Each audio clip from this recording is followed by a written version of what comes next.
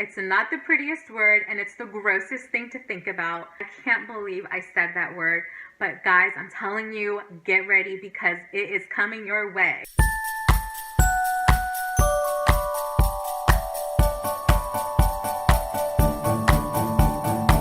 Hi everyone, and welcome back to another video. For those of you who are new to my channel, I am Sara, the teacher behind It's a Teacher's Life by Sarah.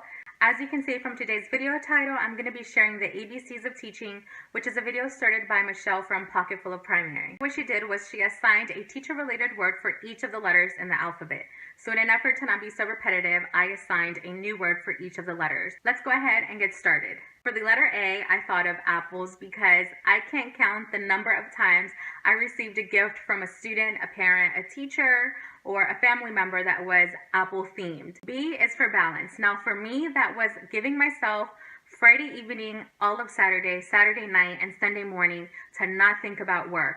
Any other time was fair game for me to devote my time to my career and establishing myself as a very good teacher. Please don't worry if someone is making you feel bad for staying long hours at work. It's totally normal. All of us have been there. All of us have done that. You do you, and you devote as much time as you need as long as you feel prepared and you know that you'll be ready. C is for creativity, and I know as teachers we have the ability to create resources and products for our own classroom, and sometimes out of utter need we can come up with the cutest looking things.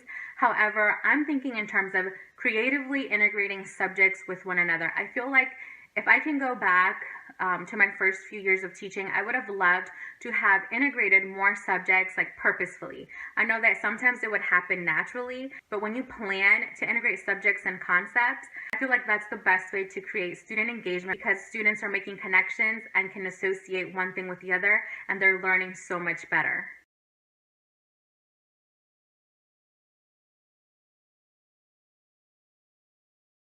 E is for emails. I can't tell you how many emails you're going to be getting in a given day from teachers, administrators, parents. My advice is to check your email at least 2 to 3 times a day.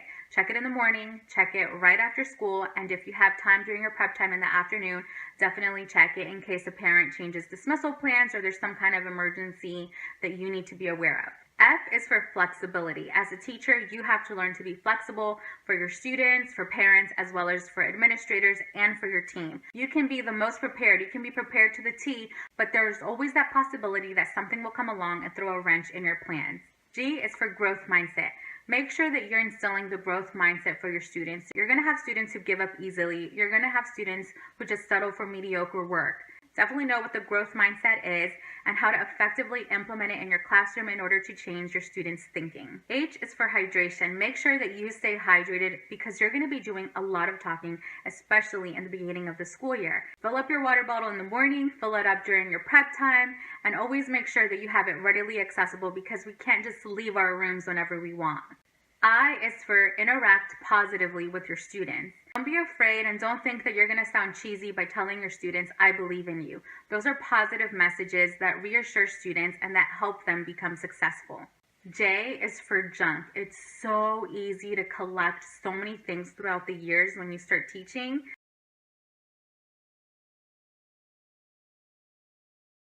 K is for Kleenex. Believe it or not, you're going to go through so many boxes of Kleenex because your students are going to come in with allergies, or when it's flu season and students are getting sick and they're sneezing and they're sniffling. You're going to want to have a box of Kleenex ready for them as well as for yourself, and make sure that you have stocked up. Ask parents at the beginning of the school year to donate a box of Kleenex tissues for you because you will be needing them and you will be going through them a lot quicker than you think. L is for laminate. Laminate all the things. Anything you know you're going to want to use for the upcoming years, laminate. Anything that you don't want to make a bazillion copies for over and over, laminate, because students can use expo markers or dry erase markers on top of laminated items and it'll easily erase. But the last thing you want to do is to create something, not laminate it, and have it destroyed in a matter of days. M is for mastery objectives. Now that I know of, you need to have your mastery objectives posted on the board. And for the life of me, I can't figure out how it benefits the students. I do tell my students what the objective of the lesson is every time we meet.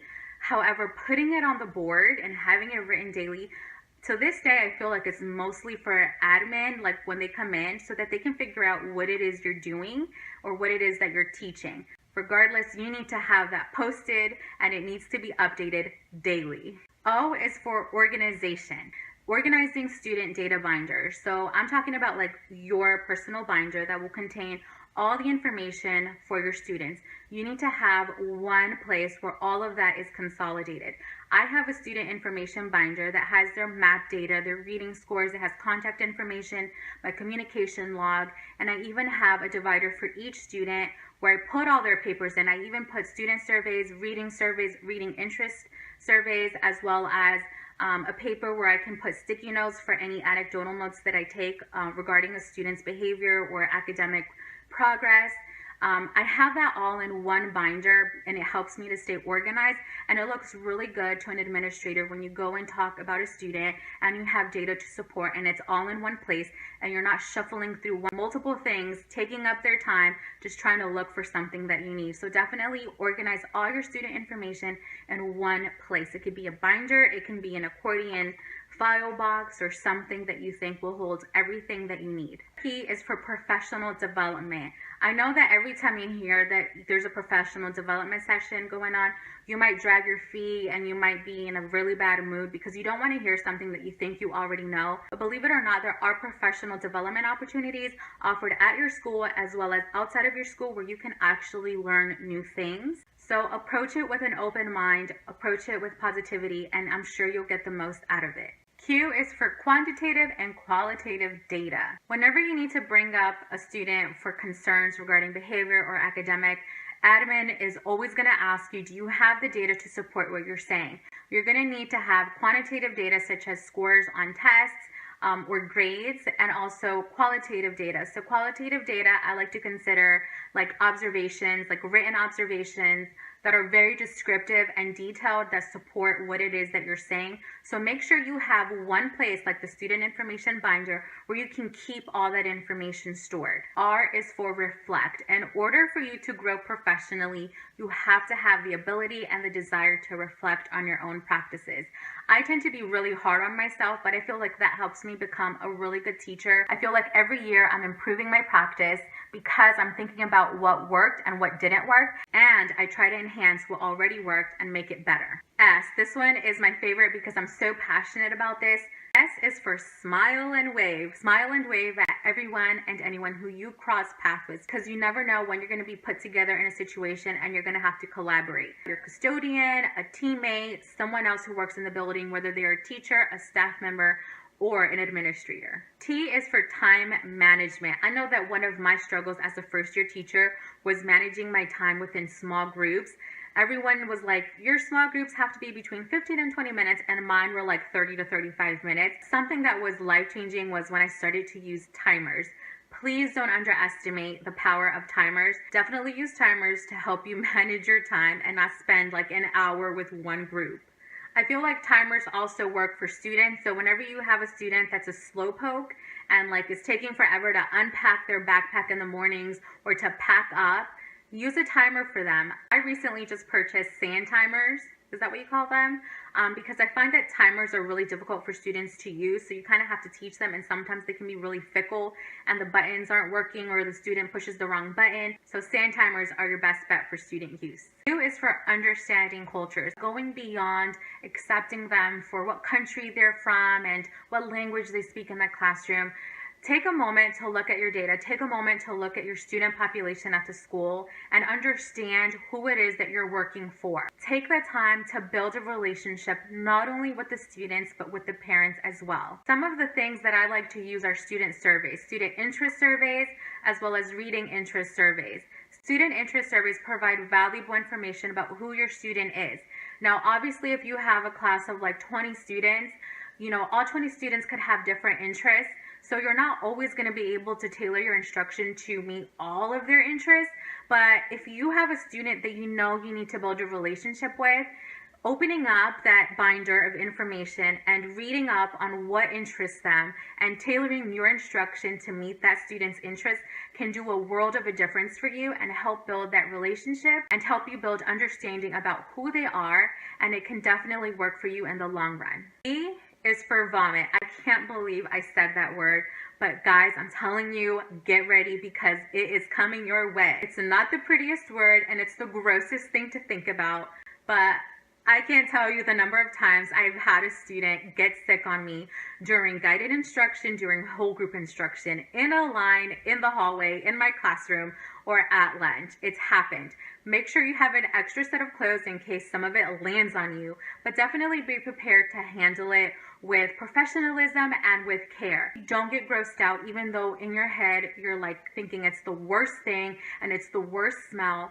Be kind, be professional about it because the rest of the students are going to pick up on your attitude and they're going to feel the same way and they're going to go about it the same way as you. W is for word wall / vocabulary. It's so important that any new terms that you're introducing to your students, you're displaying them somewhere where they can see it, because I can't tell you the amount of times I would introduce new vocabulary and I would expect my students to be able to remember the word days afterward. It wasn't until I actually put up a vocabulary word wall with all the math words I had introduced, with all the reading words. I had a current vocabulary wall and then I had a review vocabulary wall, and it changed the student discourse in such a big way because students knew where to look if they were trying to think of a word that they wanted to use in a group discussion. I'm going to cheat on this one just like Michelle did in her video. X is for expectations. Set your expectations high, no questions asked. No matter what the data shows, set high expectations for your students. Don't allow yourself and your students to settle for mediocrity. Go out of bounds with your students, challenge them, introduce rigor to them. Even though you think they may not be able to do it, they will blow you away if you give them the chance. Y is for year. You only have 1 year with your students. Do your best and don't give up on them because you're never going to see them again and you only have that one opportunity to make an impact in their lives. Last but not least, Z. Z is for zealous. Be enthusiastic, but above all, be passionate about what you're doing. What you're doing is so important and you want to make an impact on your students' lives. Remember, you only have one chance with them, so make it count. Give it your best, give it your all as a teacher. I can't believe I made it through the entire alphabet. Trust me, it was a little difficult thinking of new words, but I hope that you found this video insightful and helpful as a new teacher or even as a returning teacher. Go ahead and leave me a comment down below letting me know which word resonated with you. I will leave a link down below to my first Plan With Me video of the school year where I walk you through what I'm going to do on my first day of school. Next up is going to be my collective haul video. I'll see you guys in the next one. Bye! Please comment down below and don't forget to click the subscribe button. I'm also on Instagram and I have a TPT store. I'll have all the links down below so that you can check them out. Just click on Show More.